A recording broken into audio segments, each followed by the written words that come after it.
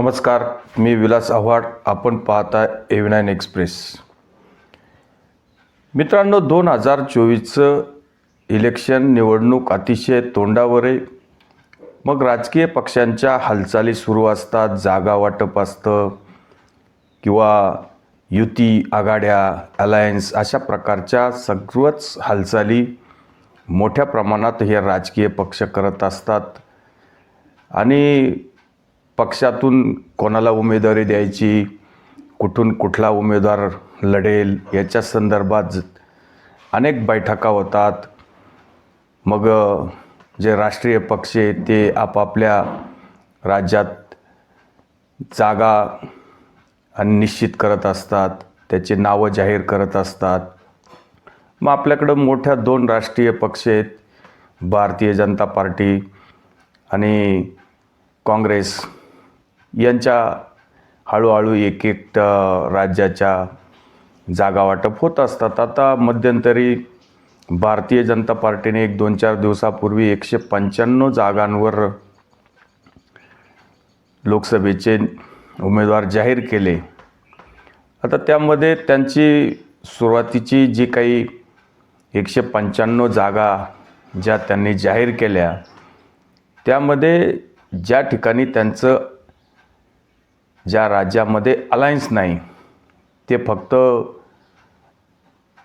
स्वतः भारतीय जनता पार्टीच फक्त अशा ठिकाणी आहे, अशा ठिकाणच्या जास्तीत जास्त जागा त्यांनी जाहीर केल्या. मग त्यामध्ये महाराष्ट्र मागे, कारण महाराष्ट्रामध्ये भारतीय जनता पार्टीमध्ये, महायुतीमध्ये जवळजवळ आता हे 3 पक्ष आहेत. आता भारतीय जनता पार्टी आणि शिवसेना एकनाथ शिंदे आणि राष्ट्रवादी अजित पवार, या असे 3 पक्ष बरोबर असल्यामुळं काही ठिकाणी बोलणी चालू आहे, काही ठिकाणी आता ह्यात 2 लोकांचे तर नवीन पक्ष असल्यामुळे काही का होईना शिवसेना जरी त्यांच्याबरोबर एकनाथ शिंदेंबरोबर आहे किंवा राष्ट्रवादी अजितदादांबरोबर आहे, पण काही तुकडे का होईना त्यांचे पाठीमागे राहिलेले. त्यांचं अजून निवडणुकींमध्ये हे पहिलंच वर्ष आहेत.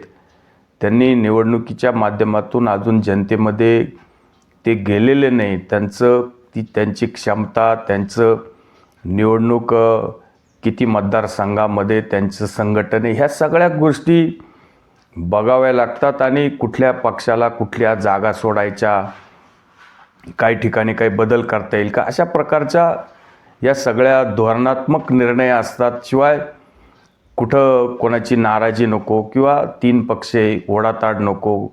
बातम्या तर रोज चालत असतात. त्यातच जे काही महाराष्ट्रामधील यादी आली नाही, मग याचं भांडवल विरोधी पक्षांना झालं की आता वरिष्ठ नेते भारतीय जनता पार्टीचे आणि नितीन गडकरी यांचं नाव पहिल्या यादीत आलं नाही. मग नितीन गडकरींना अक्षरशः उद्धव ठाकरेंनी एक आव्हानच करून टाकलं किंवा आमंत्रण देऊन टाकलं की या आमच्या पक्षात, गडकरी साहेब तुम्ही या, नितीनराव या, आम्ही आमच्या पक्षात तुम्हाला घेतो, तुम्हाला आम्ही खासदार म्हणून निवडून आणतो. बघा ते उद्धव ठाकरे काय म्हणतायत. अहो नितीनजी सोडून द्या भाजपा, राहा उभे, आम्ही महाविकास आघाडीकडनं तुम्हाला निवडून आणतो. दाखवा महाराष्ट्राचं पाणी, दाखवा महाराष्ट्राची धमक दाखवा. तेव्हा उद्धव ठाकरेंची परिस्थिती अशी आहे की उद्धव ठाकरे कधी स्वतः निवडणूक कधी लढलेले नाही. शिवाय त्यांनी पक्षाचं जे काही वाटोळं केले ते आपल्याला सर्वश्रुत आहे. आणि उद्धव ठाकरेंना जो काही आयता पक्ष स्वर्गीय बाळासाहेबांकडून मिळाला होता, तो पक्षसुद्धा उद्धव ठाकरेंना सांभाळता आला नाही. त्याच्यासुद्धा अनेक तुकडे त्याचे झाले. आणि जो काही त्यांच्याकडं आता उर्वरित शिल्लक पक्ष आहे त्यालासुद्धा 1 महिन्यापूर्वीच मान्यता मिळाली. आता राहुल नार्वेकरांनी त्यांच्या सगळंच जवळजवळ एकनाथ शिंदेंना दिल्यामुळे यांच्यावर सगळं आता ही मदार आलेली, अजूनही सुप्रीम कोर्टामध्ये यांच्या चक्रा चालू आहे. आणि मग आपल्याकडं काही शिल्लक नाही, आपला पक्ष अजून चिन्ह आपल्याला कोणाला काही माहीत नाही. आपण इतक्या मोठ्या राष्ट्रीय स्तरावर काम करणाऱ्या आणि ज्यांचं राजकीय आयुष्य 40-50 वर्ष, ते पण त्यांनी अगदी बालपणापासून राष्ट्रीय स्वयंसंघ म्हणा किंवा हिंदुत्व, राष्ट्रीय विचार, देशभक्ती अशा प्रकारच्या RSSमधून किंवा अक्षरशः संघाची काही शाखा असेल किंवा परेड असेल त्याच्यामध्ये हाफचड्डीमध्ये सुद्धा नितीन गडकरींनी अक्षरशः संचलन केलेले. आणि अशा व्यक्तीला उद्धव ठाकरे आपली सगळी बाळासाहेबांची संस्कृती, बाळासाहेबांचे विचार हे सगळे मोडीत काढून, आणि आपण जेव्हा काँग्रेस आणि राष्ट्रवादी, पुरोगामी, कम्युनिस्ट अशा लिब्रांडूबरोबर आपण जेव्हा सत्तेमध्ये फक्त खुर्चीसाठी गेलो, आणि अशा वेळेस नितीन गडकरींना आपण निमंत्रण देतोय, आमंत्रण देतोय, आव्हान करतोय की या. खरं तर उद्धव ठाकरेंनी एखादी निवडणूक लढवली का? मग विधानसभेची असेल किंवा लोकसभेची असेल, जेव्हा त्यांनी देवेंद्र फडणवीसांच्या पाठीत खंजीर खुपसून खुर्चीवर बसले, मुख्यमंत्रीपद मिळालं आणि 2.5 वर्षाचा कारभार घरातूनच केला, पण 6 महिन्यात त्यांना कुठल्या तरी सदनाचं त्यांना सदस्यत्व पाहिजे होतं. मग विधानसभा असेल किंवा विधान परिषद असेल, त्याच्यासाठी त्यांना अक्षरशः नरेंद्र मोदींचे पाय धरावे लागले.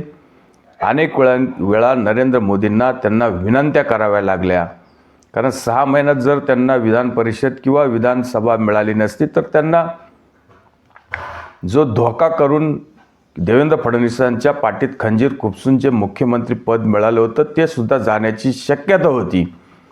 आणि त्यावेळेस करोना काळ चालू होता, निवडणुका बंद होत्या, विधानसभेचा तर प्रश्नच नाही.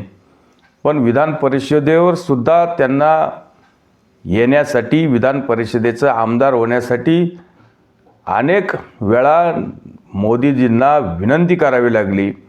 तेव्हा कुठंतरी त्यांना विधान परिषद मिळाली आणि 2.5 वर्षाचं मुख्यमंत्रीपद भोगलं. राष्ट्रीय राजकारणात तुम्हाला राजकारण करायचं या, तुम्ही स्वतः लोकसभा लढवा. तुम्ही स्वतः नाही तुम्हाला लोकसभा लढवायची तर तुम्ही विधानसभा लढवा. ज्या वेळेस राजकारण करायचे, रोज उठून काहीतरी आरोप करायचे, लोकशाही धोक्यात आहे म्हणायचं, लोकतंत्र धोक्यात आहे म्हणायचं, आणि कुठंतरी कोणाच्या तरी मदतीने आपण सत्तेवर जायचं, आणि मग लोकांमधून निवडून जायचं नाही. लोकांचं मत आपल्यासाठी काय ते जर आजमायचं नाही, फक्त मागच्या दाराने सत्तेसाठी सगळ्याच गोष्टी करायच्या आणि कुठंतरी राष्ट्रीय नेत्यांना आव्हान द्यायचं, आणि मग ही महाराष्ट्राची अस्मिता, हा महाराष्ट्राचा विषय. खरं तर भारतीय जनता पार्टीने कुठली यादी जाहीर करावी, कोणत्या जागा कोणाला कशा द्याव्या, काय द्याव्या, या सगळा प्रश्न भारतीय जनता पार्टीचा आहे. 4-4, 10-10 वेळा निवडून आलेले लोक, कधी पक्ष.